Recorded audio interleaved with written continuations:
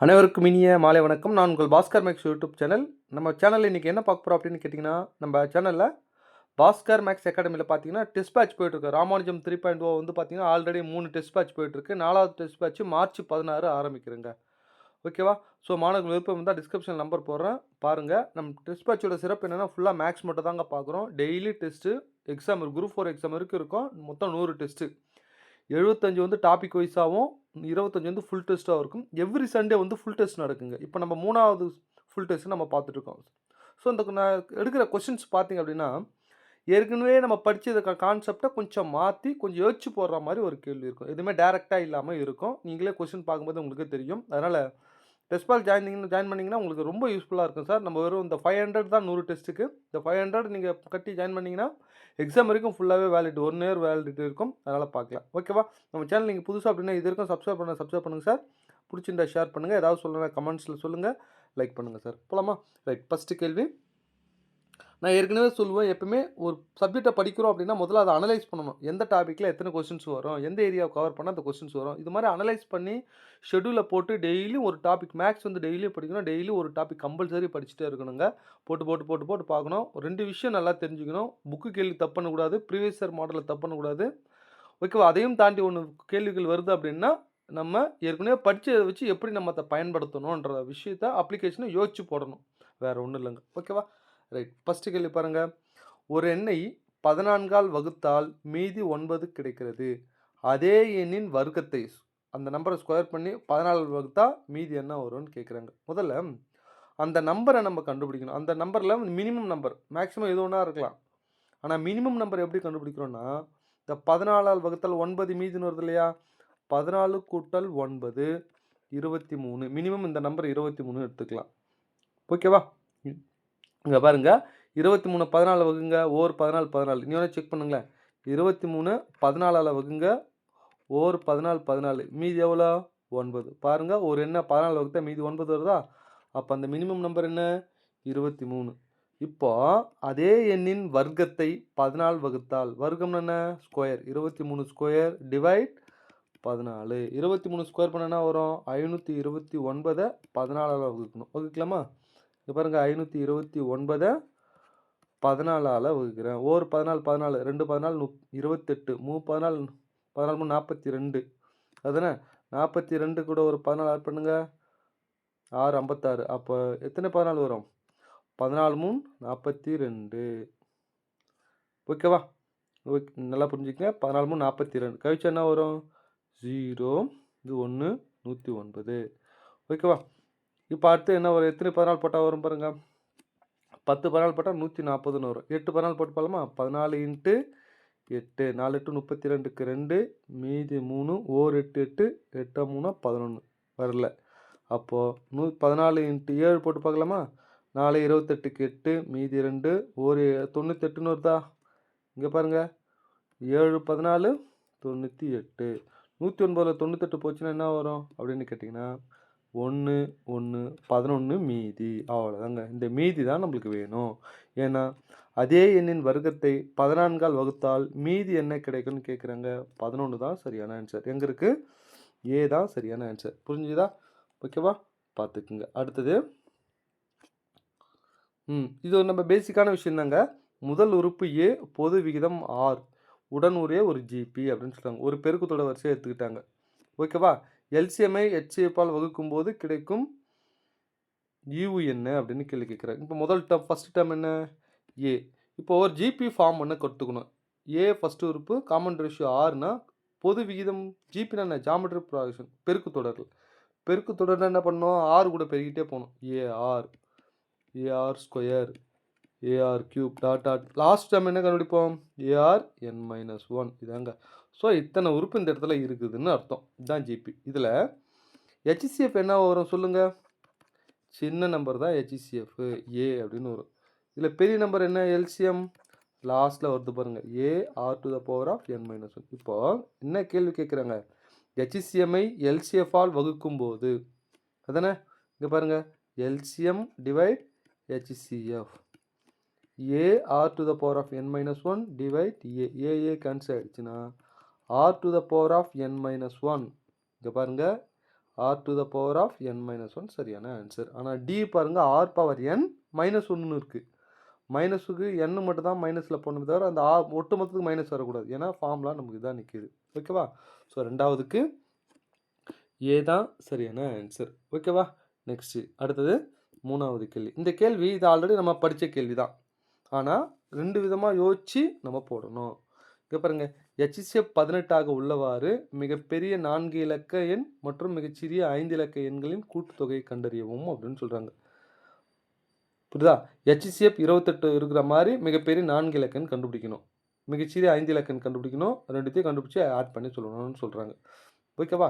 அப்போ HCF 18 மாதிரி மிகப்பெரிய 4 இலக்க எண் என்ன? 99999. இதான் மிகப்பெரிய 4 இலக்க எண். இதை 28ஆல் டிவைட் பண்ணணும். ஓகேவா?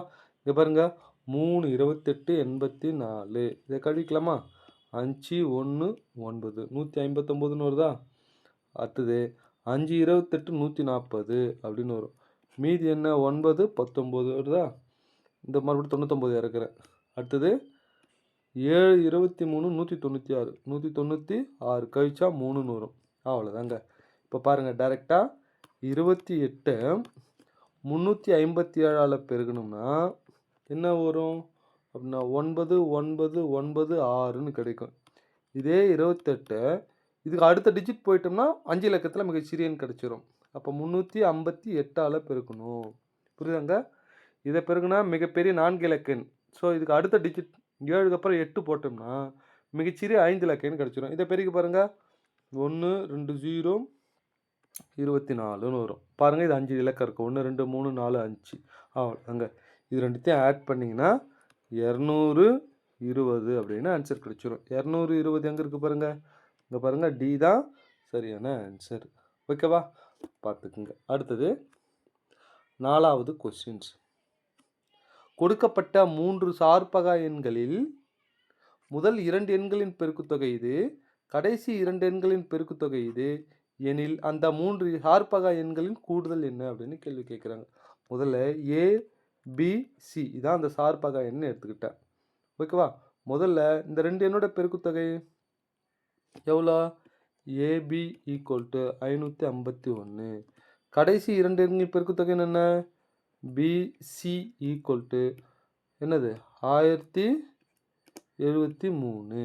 அப்போது இது ரெண்டுத்தில் என்ன காமனாக இருக்குது? பின்ற ஒரு நம்பர் காமனாக இருக்குது. அப்போ இது ரெண்டுத்துக்கு HCF எடுத்தால் பியோட வேல்யூ கிடைக்கும். அப்போது HCF ஆஃப் 551 1073 இது ரெண்டுத்துக்கும் HCF எடுக்கணும். லாங் டிவிஷன் மெத்தடில் எடுக்கணும். ஓகேவா? நான் ஒன்று போட்டு ஒன்றா காட்டுறேன் பாருங்கள். 1073 551ஆல் எடுக்கிறேன். எடுத்தால் என்ன வரும்? 1 மடங்கு 551 அப்படின்னு வருமா? மீதி 522ன்னு வரும். இதை மறுபடியும் 551 இது ரெண்டுத்தில் எது பெரிய நம்பரோ அதை போடுறேன். போட்டால் 1 மடங்கு வரும், 522 அப்படின்னு வரும். கழிச்சா 29. மறுபடியும் இந்த 2 நம்பரில் போடணும். 522 29 போட்டால் 18 மடங்கு வரும். 522 0ன்னு வந்துடுச்சு. 0ன்னு வந்துட்டா இங்கே 29 வருது பாருங்கள்.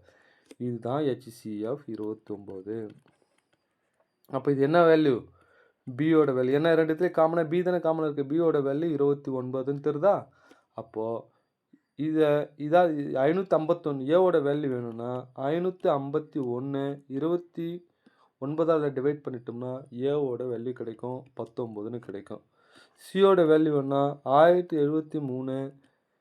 ஓகேவா? 29ஆல் ஏன் 29 தெரியுதா? இந்த பியை கீழே கொண்டு போகிறேன், இங்கே பியை கீழே கொண்டு போகிறேன்.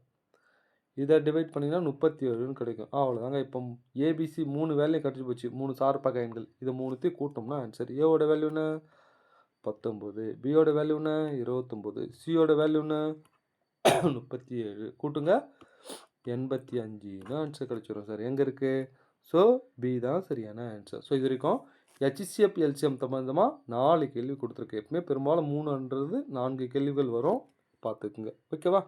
ரைட்டுங்க. அடுத்தது தனி வட்டி கூட்டுவட்டில் ஒரு 3 கொஸ்டின்ஸ். ஒரு குறிப்பிட்ட தொகைக்கு ஆண்டுக்கு 15% என்ற வீதத்தில் 4 ஆண்டுகளுக்கு வழங்கப்படும் எளிய வட்டி அப்படின்னாலும் தனி வட்டி தான். அதே தொகைக்கு அதே வட்டி வீதத்தில் 6 ஆண்டுகளுக்கு வழங்கப்படும் எளிய வட்டியை விட 4500 குறைவாகும். இப்போ நான் 2 பேர்கிட்ட வட்டி கொடுக்குறேன். ஒன்று 5%, n = 4. இன்னொன்று அதே 5%, n = 6. அப்போ இது ரெண்டுத்துக்கும் என்ன டிஃப்ரென்ஸு? n அதிகமாகுது இல்லையா? அப்போ கண்டிப்பாக டிஃப்ரென்ஸ் இருக்கும். அந்த டிஃப்ரென்ஸ் தான் 4500. பாருங்கள், வட்டி அப்படின்னா என்ன அர்த்தம்? நல்லா தெரிஞ்சுக்க, நம்ம கிளாஸ் படிக்கிறவங்க தெரியும். வட்டினா எண்ணையும் 6ஐயும் பெருக்குது.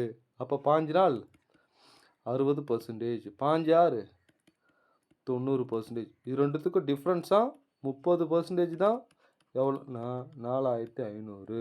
அசல் தொகை, அந்த தொகையை கண்டுருவோம்னா அசல் தொகை 30% 4500னா இன்ட்டு 100ன்னு போட்டால் நம்மளுக்கு என்ன கிடச்சிரும்? பிரின்சிபல் அமௌண்ட்டு கிடச்சிருங்க. பாருங்கள், ஒரு ஜீரோ ஒரு ஜீரோவா, 1 3 3 5 3 45. இப்போ ஆன்சர் என்னென்னா 15 போட்டுட்டேன். 3 0 இருக்குது பாருங்கள், 15000 சரியான ஆன்சர். எங்கே இருக்குது? சி தான் சரியான ஆன்சர், பார்த்துக்குங்க. ஓகேவா? நெக்ஸ்ட்டு அடுத்தது 6வது கொஸ்டின்ஸ். ஏ என்பவர் வங்கியிலிருந்து வருடத்திற்கு 8% எளிய வட்டி விகிதத்தில் குறிப்பிடத்தக்க கடனாக பெற்றார். ஏ அதே தொகையை பிக்கு 12% வட்டி விகிதத்தில் கடனாக கொடுக்குறார். இப்போது ஒரு பேங்க்லேருந்து ஒரு அமௌண்ட்டை வாங்கி நான் இன்னொருத்தர்கிட்ட நான் என்ன பண்ணுறேன்? வட்டி கொடுக்குறேன். அதுதானே? இங்கே பாருங்கள், 8% எளிய வட்டி விகிதத்தில் ஒரு குறிப்பிட்ட கடனாக பெற்றார். ஏ அதே தொகையை பி என்பது 12% கடனாக கொடுக்குறார். 5 வருட முடிவில் ஏ ஒப்பந்தத்தில் 800 லாபம் வாங்குறாரு. அப்போது இங்கே பாருங்கள், ஃபஸ்ட்டு ஆரோட வேல்யூ 8% நான் பேங்க் வாங்குகிறேன் 5 ஆண்டுக்கு. 6 வந்து 12% இன்னொருத்தருக்கு வட்டி கொடுக்குறேன் அதே 5 வருஷத்தில். இது ரெண்டுத்துக்கும் உண்டான லாபம்னா ரெண்டுத்துக்கும் டிஃப்ரென்ஸ். போன கணக்கு போட்டு பாருங்க, அதே தான். 8 இந்த எண்ணெய் 6 பெருக்குங்க 40, 12 5 60%. ஓகேவா? அது ரெண்டுத்துக்கு டிஃப்ரென்ஸ் எவ்வளோ? 20%. அவ்வளோதாங்க. 20% தான் 800 இன்ட்டு 100% போட்டால் அசல் தொகை கிடச்சிரும். ஒரு ஜீரோ ஒரு ஜீரோ, 1 2 2 4 2 8 ஒரு ஜீரோ. அப்போ என்ன வரும்? 4000 ஆன்சர். எங்கே இருக்குன்னா பி தான் சரியான ஆன்சர். ஓகேவா? பார்த்துக்குங்க. அடுத்தது ஒரு கூட்டு வட்டியில் ஒரு கேள்வி. இதை கொஞ்சம் நல்லா கவனிங்க. ஆண்டுதோறும் ஒரு குறிப்பிட்ட கூட்டு வட்டி வீதத்தில் முதலீடு செய்யப்படும் தொகை 4 ஆண்டுகளில் 729 ஆகவும் 7 ஆண்டுகளில் 1331 ஆகவும் மாறினால் ஆண்டு வட்டி வீதத்தை ரேட் ஆஃப் இன்ட்ரெஸ்ட்டை கண்டுபிடி அப்படின்னு சொல்கிறாங்க. இங்கே பாருங்கள், P1 + R/100 7 ஆண்டுகளில் 1331. P1 + R/100 4 ஆண்டுகள்லாம் பவர் 4ன்னு போட்டோம்னா எவ்வளோ தொகையாக மாறும்? 729 மாறும். அப்போ இதுலேருந்து இதை அப்படியே டிவைட் பண்ணிட்டா பி கேன்சல் ஆகிடும், ஆரோட வேல்யூ கிடச்சிடும். அவ்வளோதாங்க. இங்கே பாருங்கள், இதால் வகுத்துலாமா? வகுத்துட்டா பி ஓடிடுமா? இந்த 7 மடங்கு 4 மடங்கால் டிவைட் பண்ணால் 3 மடங்கு தானே நிற்கும். 1 + R/100 whole cube equal to 1331 729ன்னு கிடைக்கும். ஓகேவா? இதை அப்படியே இப்படி டிவைட் பண்ணுறோம் சார். டிவைட் பண்ணால் பி கேன்சல் ஆகிடும். 4 மடங்குல 7 மடங்கு போய் 7 மடங்கு 4 மடங்கு போச்சுன்னா மீதி 3 மடங்கு எங்கே இருக்குது? இந்த அமௌண்ட்டாக டிவைட் பண்ணிட்டேன். இங்கே க்யூப் இருக்குது, இந்த பக்கம் போனால் க்யூப் ரூட்டாக மாறுமா? 1 + R/100. இது க்யூப் என்ன பண்ணலாம்? க்யூப் ரூட் ஆஃப், நல்லா கவனிங்க, க்யூப் ரூட் ஆஃப் 1331 729. இது எதனுடைய க்யூபு? 11 க்யூபா? இது 9 க்யூபு. 11/9. இப்போ இந்த 1 அந்த பக்கம் தள்ளிடுங்க. ஓகேவா? இங்கே பாருங்கள், R/100 ஈக்குவல் டு 1 அந்த பக்கம் போச்சுன்னா 11 - 9 டிவைட் 9ன்னு வரும். என்ன வரும்? 2/9ன்னு வரும். R/100. இப்போ ஆரோட மதிப்பு என்ன? 100 இங்கே பெருக்கிட்டோம்னா ஆரோட வேல்யூ 200/9ன்னு மாறும். இது தகாபின்னம். அதானே? 200/9 தகாபின்னம். இது கலப்பின்னமாக மாற்றுங்க. மாற்றினீங்கன்னா 22 2/9ன்னு இது பாருங்க, ஏ சரியான ஆன்சர். ஸோ 200/9 தகாபின்னம், தலைமையில் அது இம்ப்ராப்பர் அப்படின்னு சொல்லுவாங்க. இதை கலப்பின்னம் மாற்றினா 22 2/9%. ஸோ நல்லா பார்த்துக்குங்க. ஓகேவா? அடுத்தது டைம் ஒன் ஒர்க்கில் ஒரு கொஸ்டின்ஸு கொடுத்துருக்காங்க. கொஞ்சம் டிஃப்ரெண்ட்டான கொஸ்டின்ஸ் தான். 8 பெண்களும் 8 சிறுமிகளும் ஒரு வேலையை 6 நாட்கள் முடிக்க முடியும். அதே சமயம் 4 பெண்களும் 10 சிறுமிகளும் சேர்ந்து 8 நாட்கள் முடிக்க முடியும் எனில் ஒரு பெண் மட்டும் அந்த வேலையை செய்தால் எத்தனை நாட்கள் முடிப்பார்கள்? இப்போ முதல்ல பெண்கள், சிறுமிகள். ஓகேவா? இந்த 8 பெண்கள் 6 நாள் 8 48. இங்கே பாருங்கள், 8 சிறுமிகள் 6 நாட்கள், இதுவும் 8 48. ஓகேவா? அது கீழே நெக்ஸ்ட்டு 4 பெண்கள் 8 நாள் 4 8 32. 10 சிறுமிகள் 8 நாள் 18 80. இரண்டுத்துக்கும் டிஃப்ரென்ஸ் எடுங்க, அப்படியே கழிங்க. கழிச்சா என்ன வரும்? 16:32. ஓர் 16, 16, 2, 16, 32. ஸோ 1:2. இது என்னது? டேஸோட ரேஷியோ. ஏன்னா நாட்கள் தானே இங்கே கொடுத்துருக்காங்க. எஃபிஷியன்சி வேணும்னா தலைகீழ எடுத்துக்கணும். 2:1ன்னு எடுத்துக்கணும். அப்போ பெண்களோட எஃபிஷியன்சி 2 டைம்ஸ், சிறுமியோட எஃபிஷியன்சி 1 டைம்ஸ்னு போட்டாச்சு. அவ்வளோதாங்க. இப்போ இந்த ஃபஸ்ட் லைன் எடுத்துக்கலாம். என்ன கேள்வி கேட்கணும் எடுத்துக்கலாம். ஃபஸ்ட் லைன் எவ்வளோ? 8 பெண்கள். பெண்களோட எஃபிஷியன்சி எவ்வளோ? 2. 8 2 16 ப்ளஸ் 8 சிறுமிகள். சிறுமியோட எஃபிஷியன்சி எவ்வளோ? 1. 1 × 8 8. இவங்க 2 பேரும் சேர்ந்து எவ்வளோ நாளில் முடிக்கிறாங்க? 6 நாட்கள் முடிக்கிறாங்க. 6 ஈக்குவல் ஒரு பெண் மட்டும், ஒரே ஒரு பெண்ணு. பெண்ணோட எஃபிஷியன்சி எவ்வளோ? 2 இன்ட்டு எத்தனை நாட்களில்? அவ்வளோதாங்க. 16 8 24. 24 × 6 ஈக்குவல் 2x. ஓ 2 2 12 2 24. 12 72. அப்போ எக்ஸோட வேல்யூ 72 சரியான ஆன்சர். இந்த கணக்கு நிறைய பேர் பெரிய கணக்காக போட்டு காட்டுவாங்க சார். நான் எப்படி சிம்பிளாக போட்டிருக்கேன் பாருங்கள். ஓகேவா? நெக்ஸ்ட் அடுத்தது 9வது கேள்வி. இது ஈஸியான கேள்வி தான். ஒரு வேலையில் 6இல் ஒரு பங்கை ஏ 5 நாட்கள் முடிக்கிறார். ஏ முழுசாக எத்தனை நாளில் முடிப்பார்னா, நல்லா கவனிக்கணும். 6இல் 1 பங்கை 5 நாளில் முடிக்கிறாருன்னா, முழு பங்குனா இந்த பின்னத்தை தலைகீழ் பெருக்கணும். 5 30 நாளில் முடிக்கிறாரு. பி என்பவர் ஓகேவா 4இல் ஒரு பங்கு 1/4 பங்கு வேலையை 5 நாளில் முடிக்கிறதுனா, முழு பங்குனா என்ன? இந்த 5 அப்படியே 4/1 தலைகீழ் போடுங்க. 60 நாளில் முடிக்கிறார். இருவரும் சேர்ந்து வேலை செய்தால் எத்தனை நாட்கள் முடிப்பார்கள்? ஏ தனியாக பி தனியாக தெரிஞ்சு போச்சு. 2 பேரும் சேர்ந்துன்னு கேட்டால் என்ன பண்ணுவோம்? மேலே பெருக்கி போடுவோம், கீழே கூட்டி போடுவோம். ஒரு 0 ஒரு 0. 1 3 3 3 3 9. 1 3 3 2 3 6 ஒரு 0. அப்போ ஆன்சர் என்ன? 20 சரியான ஆன்சர். ஓகேவா? பார்த்துக்குங்க. அடுத்தது 10வது கேள்வி. இங்கே பாருங்கள், சுருக்குகன்ற டைப்பில் இதை கொடுத்துருக்காங்க. மேலே பார்த்தீங்கன்னா கீழே ரேஷியோலுக்கு மேலே பார்த்தீங்கன்னா இங்கே பாருங்கள் பின்னுன்ற மாடலில் கொடுத்துருப்பாங்க. ஸோ இதை கொடுத்துட்டு இதை கேட்குறாங்க அப்படின்னா, முதல்ல இதுலேருந்து XYயோட வேல்யூ கண்டுபிடிச்சதுமே இதில் சப்ஸ்டியூட் பண்ணுங்க. இது எல்லாமே கியூப் ரூட்டுங்க. இது நல்லா தெரிஞ்சுக்கோ. பவரில் இங்கே பாருங்கள் 3 முன்னாடி இல்லை, பவரில் இருக்குது. இந்த இடத்துல இருக்குது கியூப் ரூட்டு இது. அப்போ இதுலேருந்து நம்ம என்ன கண்டுபிடிக்கணும்? 3x - 2y divide 2x + 3y equal 5/6. அவ்வளோதாங்க. இதுலேருந்து எக்ஸோட வேல்யூ ஒய்யோட வேல்யூ கண்டுபிடிச்சதுமே இதில் போட்டு வர ஆன்சரை ஸ்கொயர் பண்ணோம்னா இதை கிராஸ் மல்டிப்ளை பண்ணலாமா? இங்கே பாருங்கள் 3 18x 2 12y equal 2 10x 3 5y. இங்கே பாருங்கள், இது எத்தமைட்டு இது கூட மல்டிப்ளை பண்ணுறேன், இது எத்தமை இது கூட மல்டிப்ளை பண்ணுறேன். இங்கே 18xன்னு இருக்குது மைனஸ் 10x, 5yன்னு இருக்குது ப்ளஸ் 12y. அப்போ 8x ஈக்குவல் 27yன்னு இருக்கும். அப்போது எக்ஸோட வேல்யூ என்ன வரும் சொல்லுங்கள் பார்ப்போம்? 27. ஒய்யோட வேல்யூ 8. ஏன்னா எக்ஸ் பக்கத்தில் இருக்கிறது எக்ஸோட வேல்யூ, ஒய் பக்கத்தில் ஒய்யோட ரேஷியோ. ஓகேவா? அது எத்தனை இதில் போடலாமா? இங்கே பாருங்கள், cube root of x, x cube root எடுத்து என்ன வரும்? 3. Cube root of y, y cube எடுத்து என்ன வரும்? 8 கியூப் எடுத்தால் 2. கீழே 3 - 2 என்ன வரும்? Whole square. 3 2 எவ்வளோ? 5 5 ஸ்கொயர் 1 ஸ்கொயர். என்ன 3 2 5 ஸ்கொயர் பண்ணால் 5 ஸ்கொயர், 3 2 போச்சுன்னா 1 ஸ்கொயர். அப்போ 5 ஸ்கொயர் வேல்யூன்னு 25/1, 25 தான் சரியான ஆன்சர். எங்கே இருக்குது பாருங்கள். ஓகேவா? ஸோ பி தான் சரியான ஆன்சர். நல்லா புரிஞ்சுக்குங்க. ஸோ 5ன்னு இதுக்கு 2 கூட்டினா 5ன்னு வருதா? மேலே அவங்க ஸ்கொயர்னு கொடுத்துருக்காங்க பாருங்கள். அப்போ ஸ்கொயர்னு கொடுக்கும்போது நம்ம என்ன பண்ணுறோம்? இதை ஸ்கொயர் பண்ணிக்கணும். ஓகேவா? ஸோ 5ன்னு ஆப்ஷன் கொடுத்து இருக்குது, 5 போட்டுறக்கூடாதுங்க, பார்த்துக்குங்க. ஓகேவா? நெக்ஸ்ட்டு அடுத்தது 11வது கேள்வி. இங்கே 750 இந்த ரேஷியோவில் பிரிக்கணும். ஓகேவா? ஸோ எக்ஸ்லேருந்து 5 ரூபா கழிக்கணும், ஒய்லேருந்து 10 ரூபா கழிச்சு பிரித்தோம்னா இந்த ரேஷியோவில் வருது. அப்போ XY செட்டினுடைய பங்கு என்னன்னு கேட்குறாங்க. இது மாதிரி கேள்வி கேட்டால் மேலே கிட்ட அப்படியே ஆட் பண்ணுங்கள். x - y, x - 5 plus y - 10 plus z - 15 divide z - 15 divide கீழே என்ன இருக்குது? இந்த ரேஷியோ 5 4 3. மேலே என்ன வரும்? x + y + z. மொத்த அமௌண்ட்டு கூட்டினா 30.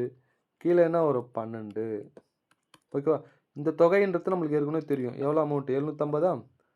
750 - 30 டிவைட் 12. ஓகேவா? இது சிம்ப்ளை பண்ணால் 60ன்னு வருங்க. ஓகேவா? இப்போது நான் இந்த அமௌண்ட்டை பிரிக்க பாருங்க. ஸோ 5 மடங்கு × 60 எவ்வளோ? 5 × 60 ப்ளஸ் -5ன்னு சொல்கிறேன்ல, அப்போ +5ன்னு போட்டுக்கணும். ஏன்னா இங்கே பாருங்கள், இது அமௌண்ட் என்னென்னா இது கழிச்சு பிறகு வர அமௌண்ட் ரேஷியோ தான் இது. அப்போ இந்த அமௌண்ட்டு வேணும்னா எக்ஸோட வேல்யூ வேணும்னா எத்தனை கூட்டிக்கணும். 5030 300 ஒரு 5 எவ்வளோ? 305. 305 எங்கே இருக்குது பாருங்கள், இங்கே தான் இருக்குது. ஸோ இது மாதிரி ஒவ்வொரு அமௌண்ட்டை கண்டுபிடிச்சிங்கன்னா உங்களுக்கு ஆன்சர் வந்துடும். வேணா இன்னொன்று சொல்கிறேன் பாருங்கள். 4 × 60 ப்ளஸ் 10 240 250ன்னு வரும். ஓகேவா? 3 × 60 ப்ளஸ் 15 195ன்னு வரும். ஸோ இதான் சரியான ஆன்சர். ஓகேவா? பார்த்துக்குங்க. அடுத்தது 12வது கொஸ்டின்ஸ். இப்போது நல்லா கவனிக்கணும். இந்த ரேஷியோவில் சதவீதமும் கலந்து கொடுத்துருக்காங்க. BCDE ஆகியோரின் சம்பள விகிதம் இது கொடுத்துட்டாங்க. இது B, இது C, இது D, இது Eன்னு. அவர்களின் சம்பளங்கள் முறையே 20%, 30%, 40%, 50% அதிகரிக்கப்படுகிறது. D அதிகரித்த சம்பளம் 560 என்றால் BCD ஆகியோரின் அசல் சம்பளங்களின் கூட்டுத்தொகை என்ன அப்படின்னு கேள்வி கேட்குறாங்க. ஓகேவா? இங்கே பாருங்க, BCDE 2:3:4:5. ஓகேவா? இப்போ என்ன சொல்கிறாங்க? டி அதிகரித்த சம்பளம் 560. டி எவ்வளோ? 4 மடங்கு. அது எவ்வளோ? டி எவ்வளோ அதிகரிக்கிறது? முதல்ல BCD 3வது தானே. முதல்ல 20, 30, 40% அதிகரிக்கிறது. அப்போ 140/100.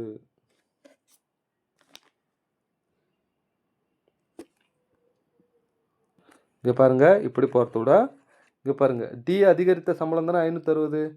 அப்போது இங்கே பாருங்க, இது 4 மடங்கா?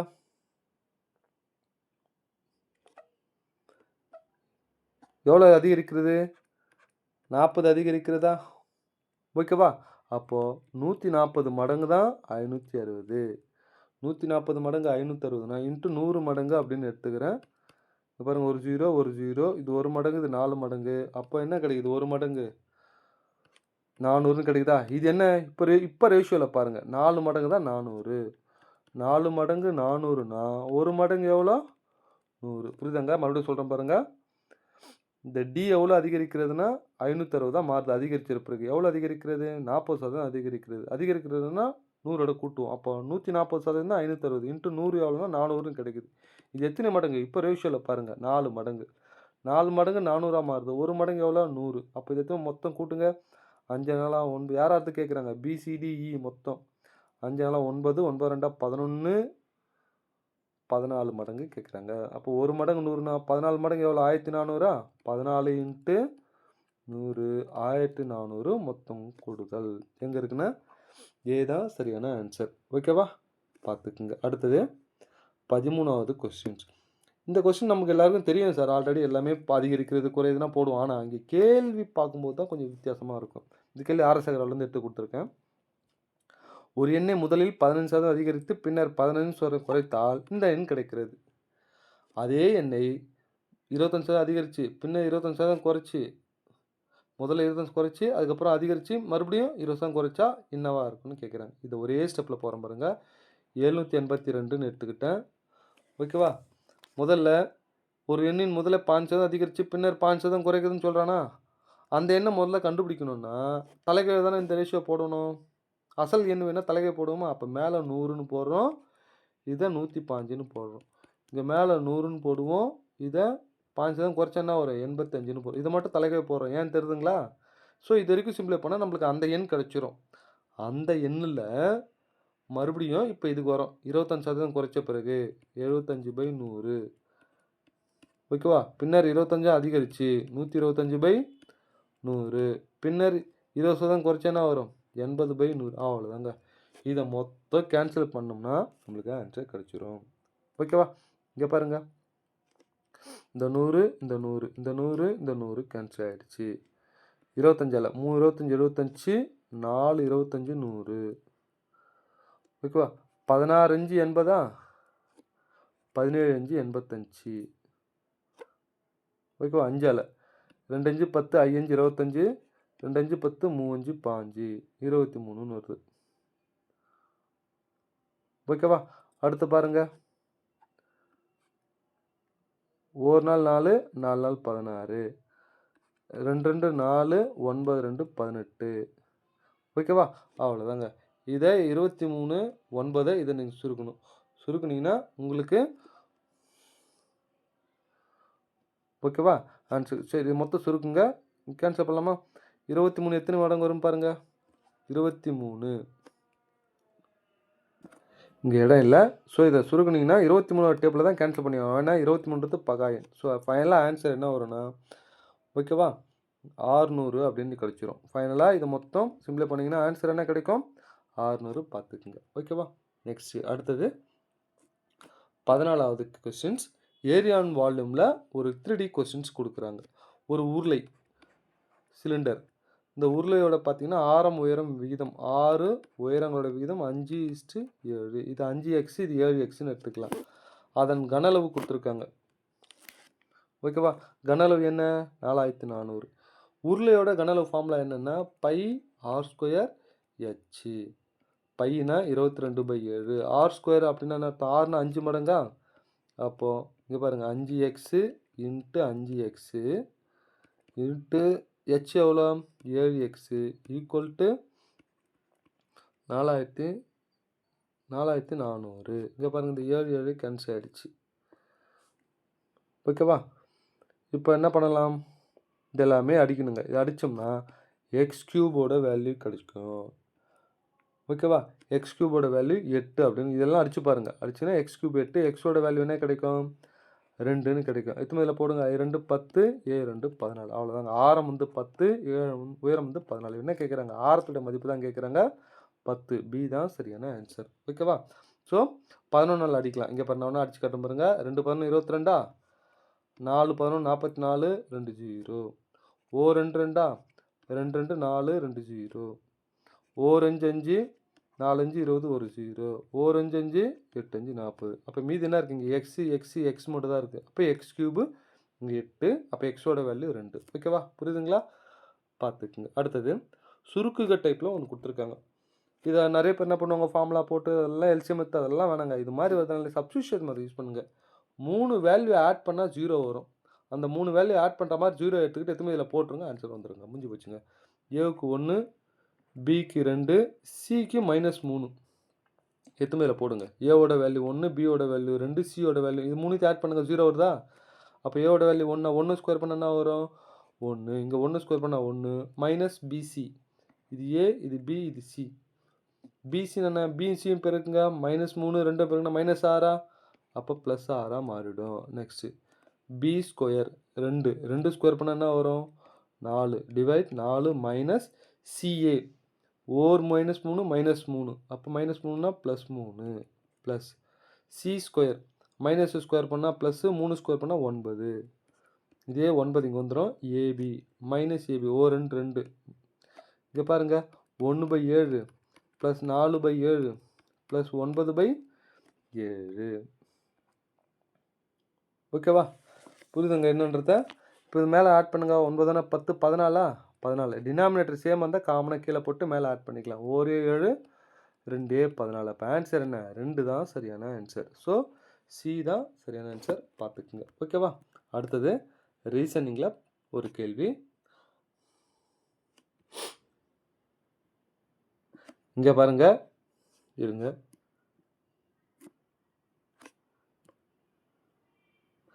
இப்போ பாருங்க. ஒரு தொடர் கொடுத்துட்டு பின்னொற்றில் வலது முனையிலிருந்து 18வது இடத்திலிருந்து வலதுபுறம் 8வதில் உள்ள எழுத்து உள்ளது எது அப்படின்னு கேட்குறாங்க.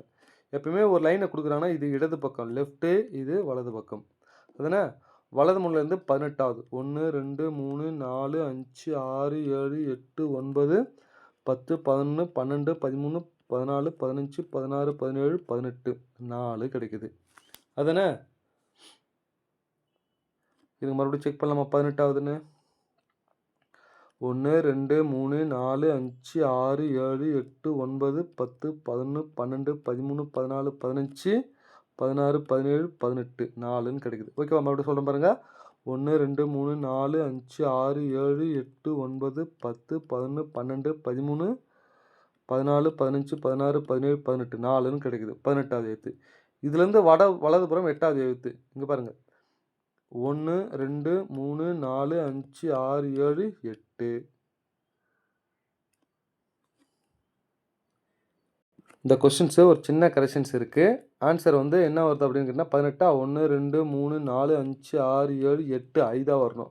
அதுக்கப்புறம் நான் கொஸ்டின்ஸ் எடுத்து TNPSC previous year questions check பண்ணும்போது இந்த ஜே வந்து ஓகேவா இல்லை, ஜே இல்லை, ஓகேவா, ஜே வரக்கூடாதுங்க. இப்போ பாட்டு பாருங்க, 18வது எதுனா இது வரும். இதுக்கப்புறம் நான் 8வது எத்தனை 1, 2, 3, 4, 5, 6, 7, 8 சி ஆன்சர் வந்துடும். ஓகேவா, அப்போ என்ன வரணும் இதில்?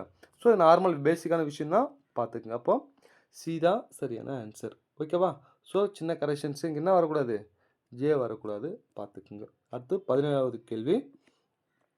சிஸ்டம் என்பதை இது குறிக்கிறது, இது என்பது இதை குறிக்கிறது. அப்போ இது எவ்வாறு குறிக்கப்படும்? என்ன பண்ணுறாங்க பாருங்களேன், 1, 2, 3 அப்படியே பாதியாக பிரிக்கிறான். அது அப்படியே ரிவர்ஸில் எழுதுறான். எஸ்ஒஎஸ்ஸை எஸ்ஒஎஸ் எம்இடி அப்படின்னு போடுறாங்க. இங்கே பாருங்கள், என்இஏஆர்இஆர். அப்போ ஏஇஎன்னு இருக்கா, ஆர்இஆர். இது அப்படியே ரிவர்ஸில் போடுறாங்க. அதே மாதிரி 1, 2, 3, 4, 5, 6, 7, 8 இருக்கா, 4 நல்லா பிரிச்சுக்கும். அப்போ இது அப்படியே ரிவர்ஸில் எழுதுங்க. சிஏஆர்எஃப் என்ஓஐடி, சிஏஆர்எஃப் என்ஓஐடி, சிஏஆர்எஃப் என்ஓஐடி. பாருங்கள் எங்கே இருக்குது, ஏ தான் சரியான ஆன்சர். ஓகேவா, ரைட்டு. அடுத்தது 18வது கொஸ்டின்ஸ். இன்று ஞாயிற்றுக்கிழமை 71 நாட்கள் கழித்து என்ன கிழமை அப்படின்னு கேட்குறாங்க. ஓகேவா, இன்று ஞாயிற்றுக்கிழமை 71 நாட்கள் கழித்துன்னு வரும்போது நம்ம என்ன பண்ணுவோம், 71 அப்படியே 7ஆல் டிவைட் பண்ணுவோம். அதுதானே 17 70, மீதி எவ்வளோ 1. மீதி 0 வருதுன்னா அதே ஞாயிற்றுக்கிழமைன்னு சொல்லணும். மீதி 1ன்னு வந்ததுன்னா திங்கட்கிழமை. அப்போ ஆன்சர் என்னென்னா திங்கட்கிழமை, மண்டே தான் சரியான ஆன்சர். ஓகேவா, பார்த்துக்குங்க. அடுத்தது ஒரு தரவரிசை கணக்கு ஒன்று கொடுத்துருக்காங்க. 33 மாணவர்கள் உள்ள ஒரு வகுப்பில் ஒரு ரேங்க் மாணவர்கள். ரமேஷ் 13வது ரேங்க் வாங்கியிருக்கான். அப்போ மேலேருந்து பார்த்தீங்கன்னா ரமேஷ் எங்கே இருக்கான், 13வது ரேங்க் 13th ரேங்க் வாங்கியிருக்காப்புல ரமேஷ். ஓகேவா, அடுத்தது சுரேஷை விட, இங்கே பாருங்கள், அடுத்தது சுரேஷை விட தரவரிசையில் 5 மாணவர்கள் கீழே. அப்போ சுரேஷும் ஒருத்தருக்காருங்க, இவர் கீழே எத்தனை பேர் இருக்காங்க, 5 மாணவர்கள். சுரேஷை விட தரவரிசையில் 5 மாணவர்கள் கீழே உள்ளனர். கீழே 5 பேர் இருக்காங்க. இந்த ரமேஷோடு சேர்த்து 15. ஓகேவா, சுரேஷ் கீழே 5. அப்போ சுரேஷோடு சேர்த்து இங்கே என்ன வரும், 6. அதானே. இப்போ இடையில எத்தனை பேர் இருக்கிறாங்கன்னு கண்டுபிடிச்சிட்டோம்னா ரமேஷ் மற்றும் சுரேஷுக்கு இடையே எத்தனை மாணவர்கள்னு சொல்லிடலாமா. இங்கே பாருங்கள், மேலேருந்து ரமேஷோடு சேர்த்தா 13, கீழேருந்து சுரேஷோடு சேர்த்தா 6. 13 6, 13 கூட்டல் ஒரு 6 எவ்வளோ, 19. ஸோ இடைப்பட்ட நம்மளுக்கு வேணும்னா மொத்தம் எவ்வளோ, 33. 33ல் 19 கழிங்க, அவ்வளோதான் சார். ஸோ 13 4 14 9 13க்கு 3 மீதி 1. அப்போ ஆன்சர் என்ன, 14 தான் சரி ஆன்சர். ஓகேவா, ரைட்டு. அடுத்தது 20வது கொஸ்டின்ஸ். இங்கே பாருங்கள், என்ற வார்த்தையின் எழுத்துக்களை கலைந்துள்ளது. அவற்றை சரியாக எழுதும்போது ஒரு காய்கறியின் பெயர் கிடைக்கும். அந்த வார்த்தையின் கடைசி இந்த லெட்டர்ஸ்லாம் வச்சு ஒரு காய்கறி எடுத்து பண்ணால் பம்கின்ற வார்த்தை, பூசணிக்காய் இருக்கு இல்லையா, அதுதாங்க, வேறு ஒன்றும் இல்லை. PUMPKIN அப்படின்னு கிடைக்கும் பம்கின். லாஸ்ட்டில் அப்போ என்ன வருது, என்னன்னு வருது. இதுதான் ஆன்சர். ஓகேவா, பார்த்துக்குங்க. அடுத்தது பின்வருவனற்றில் விடுபட்ட எண்ணை கண்டறியவும் அப்படின்னு கொடுத்துருக்காங்க. இது மாதிரி கொடுத்தாங்கன்னா முதல்ல என்ன சீரியஸில் இருக்குன்னு பார்க்கணும். பகாயின் இருக்கா, ஒற்றையின் வர்க்கையின் கணையின் அதோட நெருக்கத்தில் இருக்கான்னு பார்க்கணும். அடுத்தது டிஃப்ரென்ஸ் எடுத்துக்கணும். இது டிஃப்ரென்ஸ் எவ்வளோ, 1, இது 4, இது 1 4 வரும், 9 தானே வரும், 9 1 9. அடுத்து இதை கழிச்சிங்கன்னா 25, இது கழிச்சிங்கன்னா 49, இது கழிச்சிங்கன்னா 81. இந்த நம்பர்லாம் பாருங்கள், 1 square 3 square 5 square 7 square 9 square, அடுத்து 11 ஸ்கொயரா. இப்போ 178. 11 ஸ்கொயர் எவ்வளோ, 121. 9 2 299. டி தான் சரியான ஆன்சர். புரியுதா, பார்த்துக்குங்க. அடுத்தது 22வது கேள்வி.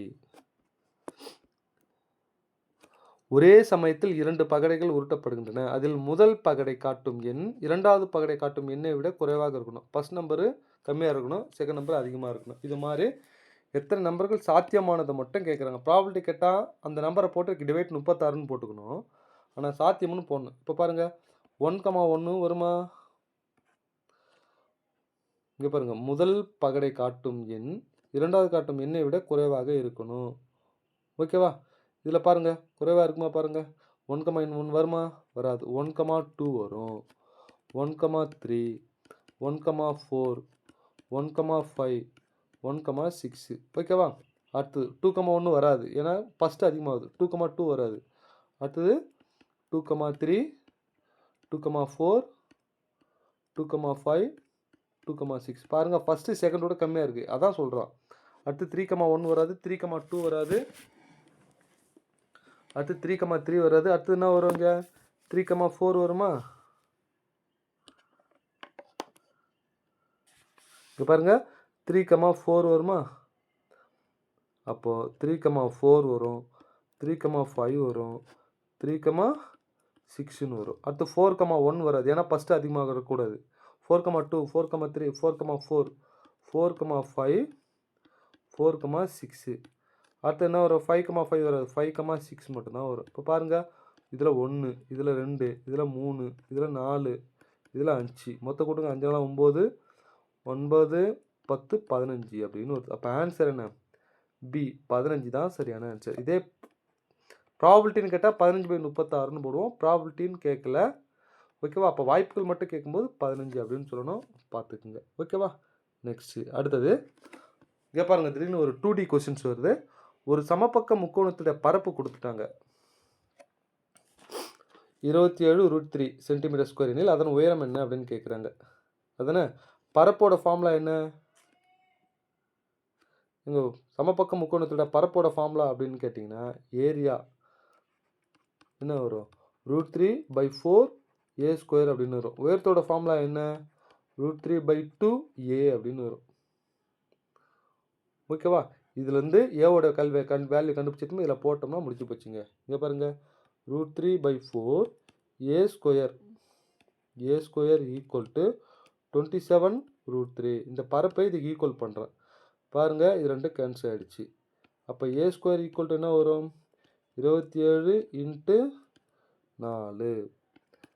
ஏவோட வேல்யூ வேணும்னா 3 27 3 × 9 × 4ன்னு போடலாம். ஸ்கொயர் ரூட் எடுங்க, 3 எடுக்க முடியாது, இது 3 எடுக்கலாம், 2 2 6√3ன்னு வருங்க ஏவோட வேல்யூ. இப்போ உயரம் தானே வேணும். உயரத்தோட ஃபார்முலா என்ன? √3/2 a. ஹெச்சோட வேல்யூ √3/2. ஏவோட வேல்யூ என்ன? 6√3. 1 2 3 2 6. இந்த √3 மல்டிப்ளை பண்ணால் வெறும் 3 3 × 3 எவ்வளோ? 9. ஸோ சி தான் சரியான ஆன்சர். ஓகேவா? பார்த்துக்குங்க. அடுத்தது 24வது கொஸ்டின்ஸ். ஒரு பள்ளியில் 5 ஆசிரியர்கள் இருக்கின்றனர். ஏவும் பியும் பார்த்தீங்க அப்படின்னு கேட்டிங்கன்னா என்னென்ன பாடம் கற்பிக்கிறாங்க? ஹிந்தி, இங்கிலீஷு கற்பிக்கிறார்கள். அடுத்தது பிசி பார்த்தீங்கன்னா இங்கிலீஷு, ஜியாகிரஃபி கற்பிக்கிறாங்க. அடுத்தது டி என்னென்ன பாருங்கள், என்னென்ன பாடம் பாருங்கள்? மேக்ஸு, ஹிந்தி. அடுத்தது பி மற்றும் இ பார்த்தீங்கன்னா வரலாறு, ஹிஸ்ட்ரி, ஃப்ரெஞ்சு. அடுத்தது பாடங்களை கற்பிக்கின்றனர். அவ்வளோதான். இதில் யார் அதிக பாடங்களை கற்பிக்கிறார்கள் அப்படின்னு பார்த்தோன்னா இங்கே பாருங்கள், பி நிறைய ரிப்பீட் ஆகுதா? அப்போ பி தான் சரியான ஆன்சர். ஓகேவா? பார்த்துக்குங்க. அடுத்தது 25வது கொஸ்டின்ஸ். இந்த கேள்வி கொஞ்சம் டிஃப்ரெண்ட்டான கொஸ்டின்ஸ், கொஞ்சம் நல்லா கவனிங்க. படம் போட்டு நம்ம கண்டுபிடிக்கணும். ABCDEFGH என்ற 8 நபர்கள் ஒரு வட்ட மையத்தை நோக்கி அமர்ந்துள்ளனர். 8 நபர்கள், 1 2 3 4 5 6 7 8 வட்ட மையத்தை நோக்கி அமர்ந்துள்ளனர். ஓகேவா? ஃபஸ்ட்டு படிக்கலாமா? பி என்பவர் ஜிக்கும் டிக்கும் இடையே இருக்காரு. நல்லா கவனிக்கணும். இது பி என்பவர், ஓகேவா, ஜிக்கும் டிக்கும். சப்போஸ் இங்கே ஜின்னு போடலாம், இங்கே டின்னு வரலாம். அடுத்தடுத்த லைன் வரும்போது சூட்டபிள் ஆகலைன்னா டக்குன்னு இதை மாற்றிக்கணும். ஏன்னா இடையில இருக்கிறார் தவிர யாருக்கு இல்லை, லெஃப்டில் ரைட்டில் யார் இருக்கான்னு சொல்லலை இல்லையா? பார்த்துக்குங்க. நெக்ஸ்ட்டு ஹெச் என்பவர் பிக்கு இடதுபுறம் 3வதாக. ஹெச் என்பவர் பிக்கு இடதுபுறம் 3 என்ன? இவருக்கு மையத்தை பார்த்து உட்காந்துருக்காங்கன்னா இவருக்கு இடதுபுறம் 3வதாக 1, 2, 3வதா இங்கே யார் இருக்காரு? எச் இருக்காரு. ஓகேவா? பார்த்துக்குங்க. அடுத்தது ஏவுக்கு வலதுபுறம் 2வதாகவும் உள்ளார். எச் என்பவர் பிக்கு இடதுபுறம் 3வதாகவும் ஏவுக்கு வலதுபுறம் இங்கே போட்டால் ஏவுக்கு வலதுபுறம் 2வதாகவும் இருக்கார். அதான் இங்கே சொல்கிறாங்க. ஏவுக்கு வலதுபுறம் 2வதாகவும் உள்ளார். சி என்பவர் ஏவுக்கும் ஜிக்கும் இடையே உள்ளார். சி என்பவர் ஏவுக்கும் ஜிக்கும். அப்போ இங்கே சி போட்டுடலாமா? இங்கே பாருங்க, சி என்பவர் ஏவுக்கும் ஜிக்கும் இடையே உள்ளார். பியும் ஈயும் எதிரும் புதிருமாக இல்லை. அப்போ பிக்கு எதிராக இ இல்லைன்னு சொல்கிறாங்க. அப்போ இ இல்லைன்னா இங்கே என்ன வரும்? எஃப் வரும். அப்போ இதில் எது விடுபட்டுருக்கு பாருங்க, ஏ பி சி டி இ இல்லை. அப்போ இந்த இடத்துல என்ன வரும்? இ தான் வரும். அவ்வளோதாங்க. இப்போ 4 ஆன்சர் படித்து எது தவறுன்னு சொல்லலாமா? சி என்பவர் டிக்கு வலதுபுறம் 3வது. சி என்பவர் டிக்கு வலதுபுறம் 1, 2, 3 கரெக்டாக இருக்கா? கரெக்டாக இருக்குது. நெக்ஸ்ட்டு ஏ என்பவர் சிக்கும் எஃப்க்கும். ஏ என்பவர் சிக்கும் எஃப்க்கும் கரெக்டாக இருக்காரு. இதுவும் சரி. ஏ என்பவர் ஏ மற்றும் டி எதிரும் புதிருமாக உள்ளார். ஏவும் டியும் பாருங்க, இங்கே பாருங்க, ஏ வந்து எதிருமாக இருக்காரு. கரெக்டாக இருக்கா? இதுவும் சரி. அப்போ இதுதான் தப்பாக இருக்கும். டி தான். இங்கே பாருங்க, இ என்பவர் எஃப் மற்றும் டிக்கு இடையே இருக்காரு. இ என்பவர் டிக்கும் ஹெச்சுக்கும் இடையில தான் இருக்காரு தவிர எஃப்க்கும் டிக்கும் சொல்கிறாங்க. அப்போ அது தவறு. ஓகேவா? வாழ்த்துக்கள். தேங்க்யூ.